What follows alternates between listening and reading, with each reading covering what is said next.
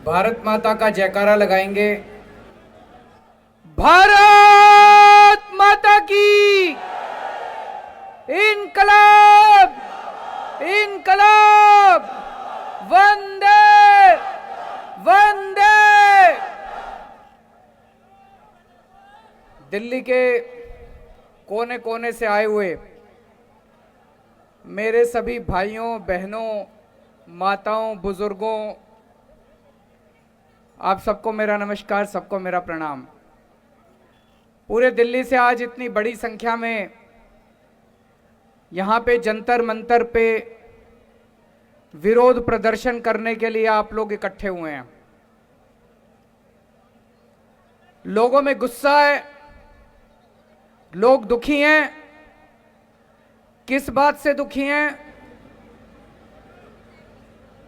केंद्र की भाजपा सरकार ने संसद में अभी 3 दिन पहले एक कानून लेके आए हैं। उस कानून में लिखा है, एक बात तो लिखी है कि अब से दिल्ली सरकार का मतलब होगा एलजी।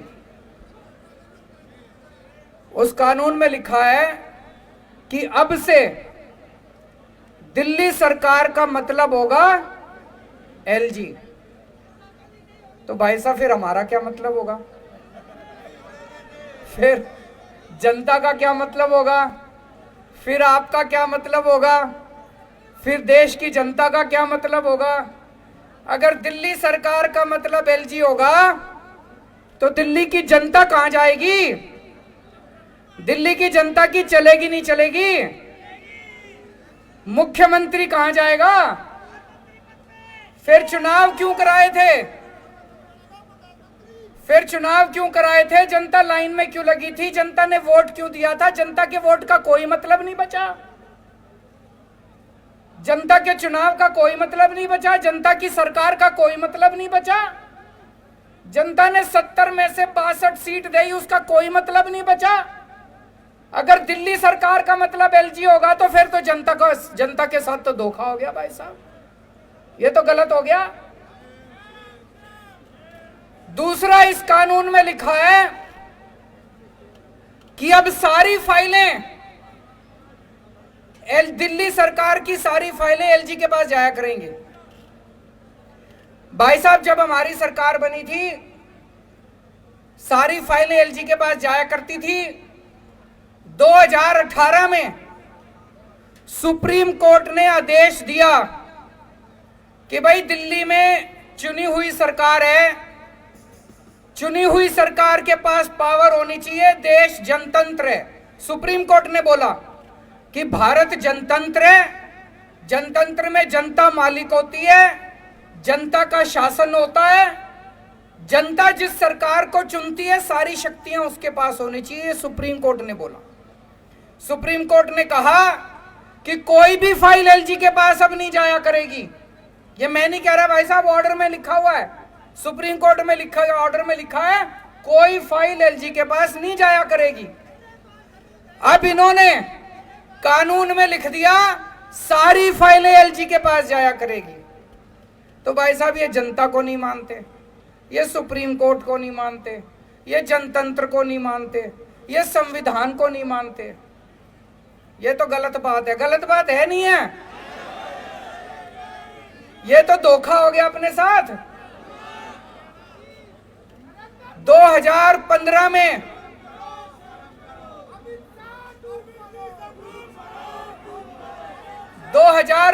में दिल्ली विधानसभा के चुनाव हुए। जनता ने आम आदमी पार्टी को 70 में से 67 सीट दी। फिर 2020 में चुनाव हुए, जनता ने 70 में से 62 सीट दी। फिर अभी उपचुनाव हुए एमसीडी के, जनता ने एमसीडी के उपचुनाव में बीजेपी को 0 सीट दी। तो भाई साहब, दिल्ली की जनता साफ साफ यही तो कह रही है कि हमको बीजेपी नहीं चाहिए, हमको आम आदमी पार्टी चाहिए। कह रही है नहीं कह रही है? कि हमको बीजेपी नहीं चाहिए, हमको आम आदमी पार्टी चाहिए। लेकिन भाई साहब ये चोरी छिपे, ये बदमाशी करके दिल्ली के ऊपर राज करना चाहते हैं। वो कहते हैं ना, एक छोटा बच्चा मैच खेल रहा था, क्रिकेट मैच हार गया, तो उसके बाद क्रिकेट का बल्ला और बॉल लेके दोनों लेके भाग गया। ऐसे ही एक के बाद एक चुनाव हारते जा रहे हैं, लेकिन ये इस तरह से बदमाशी करके दिल्ली के ऊपर राज करना चाहते हैं, जनता का राज खत्म करना चाहते हैं। ये इनका एक तरह से इनका ये पूरे देश के अंदर यही कर रहे हैं। चुनाव कराते हैं, अगर चुनाव में हार जाएं तो दूसरी पार्टियों के एमएलए खरीद लेते हैं और वहां पे सरकार गिरा देते हैं। करते नहीं करते पूरे देश के अंदर? दिल्ली के अंदर आम आदमी पार्टी के ये जितने एमएलए बैठे हैं खरीदे नहीं जा रहे, ये बिक नहीं रहे। कोशिश तो बहुत करी इन्होंने, ये बिक नहीं रहे।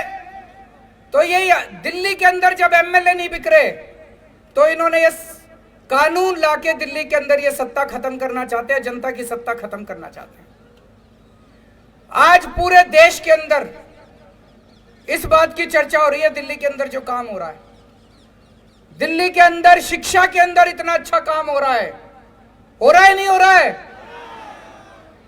सरकारी स्कूलों की काया पलट हो गई, प्राइवेट स्कूलों की फीस नहीं बढ़ने दी। इतने शानदार काम दिल्ली के स्कूलों में हो रहे हैं। ये कानून शिक्षा के अच्छे कामों को बंद करने के लिए बनाया गया है। वो नहीं चाहते कि दिल्ली के अंदर अच्छा काम करती रहे आम आदमी पार्टी, क्योंकि दिल्ली के अंदर अच्छा काम हो रहा है तो इनको सूरत के अंदर इनको तकलीफ हो रही है, कर्नाटक के अंदर इनको तकलीफ हो रही है। देश के अंदर जहां जहां भी पंचायतों के और नगर निगम के चुनाव हो रहे हैं, आम आदमी पार्टी की धीरे धीरे सीटें आनी चालू हो गई हैं। अब उत्तर प्रदेश के अंदर लोग कह रहे हैं कि हमें भी फ्री बिजली चाहिए, गुजरात के अंदर लोग कह रहे हैं हमें भी फ्री बिजली चाहिए। अब हिमाचल प्रदेश के अंदर, पंजाब के अंदर, हरियाणा के अंदर हर जगह लोग कह रहे हैं हमें भी फ्री बिजली चाहिए। मैं इनसे कहना चाहता हूं कि दिल्ली के अंदर अच्छा काम हो रहा है, इस अच्छे काम को नहीं रोकना चाहिए, गलत बात है। तुम भी अच्छा काम करके दिखाओ, कंपटीशन तो अच्छे काम का होना चाहिए।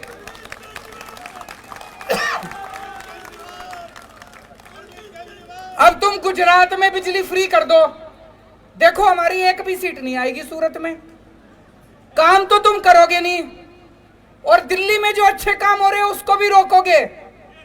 ये तो गलत बात है, गलत बात है नहीं है? अगर तुमने वोट चाहिए, तुमको वोट चाहिए, तुम भी अच्छे काम करो। जैसे दिल्ली में आम आदमी पार्टी अच्छे काम कर रही है, तुम भी दूसरी जगह अच्छे काम करो, तुमको भी वोट देंगे लोग। तुम तो करोगे गुंडागर्दी और दिल्ली में जो अच्छे काम हो रहे हैं वो भी रोकोगे। मैं आपसे पूछना चाहता हूं, असली देशभक्ति क्या होती है? असली देशभक्ति है कि अगर देश के किसी भी कोने में कोई अच्छा काम कर रहा हो, चाहे कोई कर रहा हो, चाहे पक्ष कर रहा हो, विपक्ष कर रहा हो, कोई अच्छा काम कर रहा हो, अगर मैं सच्चा देशभक्त हूं तो मैं उसका साथ दूंगा, दूंगा नहीं दूंगा? और अगर मैं गद्दार हूं तो उसका काम रोकूंगा मैं। अगर मैं भारत का दुश्मन हूं तो उसका काम रोकूंगा मैं, अच्छे काम को रोकूंगा मैं। ये दिल्ली के अंदर जो अच्छे काम को रोकना चाह रहे हैं ये ठीक नहीं कर रहे, ये देश के साथ सही नहीं कर रहे, देश के साथ, भारत के साथ सही नहीं कर रहे। तो मैं आज दिल्ली की जनता की तरफ से, भारत की जनता की तरफ से केंद्र सरकार को अपील करना चाहता हूं कि आज इतने लोग यहां इकट्ठे हुए हैं, ये तो फिर भी थोड़े ही आए हैं। इससे ये मत आ कि दिल्ली के एक एक आदमी के दिल में, मैं देख रहा था 3-4 दिन से ये टीवी चैनल वाले सारे सर्वे चला रहे हैं, 90% लोग दिल्ली के कह रहे हैं गलत कर रही है केंद्र सरकार। सर्वे में भी आ रहा है। मैंने देखा कुछ पत्रकार सड़क के ऊपर अपना कैमरा लेके घूम रहे थे, सबसे पूछ रहे थे हाँ भाई दिल्ली सरकार किसको चलानी चाहिए, केजरीवाल को चलानी चाहिए कि केंद्र सरकार को? 90% लोग कह रहे थे कि केजरीवाल को चलानी चाहिए, हमने उसको चुना। तो मैं केंद्र सरकार को अपील करना चाहता हूं कि अभी भी इस कानून को वापस ले लो, अभी ये कानून वापस नहीं हुआ, इस कानून को वापस ले लो। जनता की ताकत को मत छीनो, जनता के साथ धोखा मत करो। 1947 में आजाद हुआ था देश, 75 साल हो गए। आज देश अपनी आजादी के 75 साल मना रहा है। इस 75 साल में तुम यही करोगे? इस 75 साल में यही तोहफा दोगे देश को? भगत सिंह फांसी पे क्यों चढ़ा थे? चंद्रशेखर आजाद, भगत सिंह, राजगुरु, अशफाक उल्लाह खान, सुभाष चंद्र बोस, बाबा साहब अंबेडकर, उन लोगों ने क्यों कुर्बानी दी थी? उन लोगों ने कुर्बानी दी थी, अंग्रेज जाएंगे, भारत में जनतंत्र होगा, जनता सरकार चुनेगी, वो सरकार जनता के लिए काम करेगी। उन्होंने ये थोड़ी सोचा था आजादी के 75 साल के बाद एक ऐसी सरकार आएगी कि जनता के सारे अधिकार छीन लेगी। तो मैं केंद्र सरकार से अपील करना चाहता हूं कि आजादी के 75 साल के अंदर इस किस्म के काली हरकत मत करो, इस किस्म की गंदी हरकत मत करो, देश के साथ इस किस्म का धोखा मत करो। और मैं दिल्ली की जनता को भरोसा देना चाहता हूं, चिंता मत करना, ये जो मर्जी हमारी शक्तियां छीन ले, ये जो मर्जी कर ले। आपको याद है जब सुप्रीम कोर्ट का आदेश नहीं आया था, सारी फाइलें एलजी के पास जाया करती थी। हम आपके लिए सीसीटीवी कैमरे लगाना चाहते थे पूरी दिल्ली में। एलजी साहब ने 1 साल तक फाइल रोके रखी सीसीटीवी की, 1 साल तक, 1 साल तक सीसीटीवी की फाइल रोके रखी।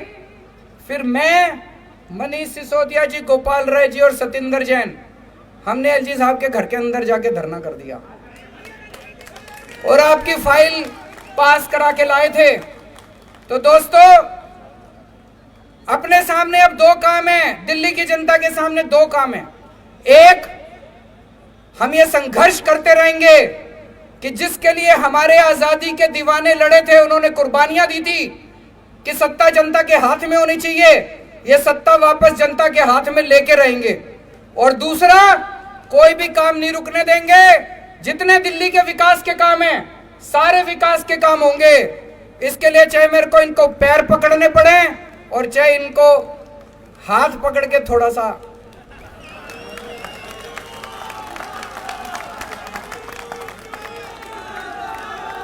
काम नहीं रुकने दूंगा। आपके सारे काम होंगे, दिल्ली की जनता के लिए कुछ भी करेंगे, चाहे पैर पकड़ने पड़े, गिड़गिड़ाना पड़े, चाहे कुछ भी करना पड़े, सब करेंगे।